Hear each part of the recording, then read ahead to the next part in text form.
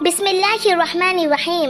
আসসালামু আলাইকুম প্রিয় বন্ধুরা জানো কি ইসলামের ইতিহাসে শুক্রবার এমন একটি দিন যা আল্লাহর বিশেষ রহমত এবং আশীর্বাদে ভরা।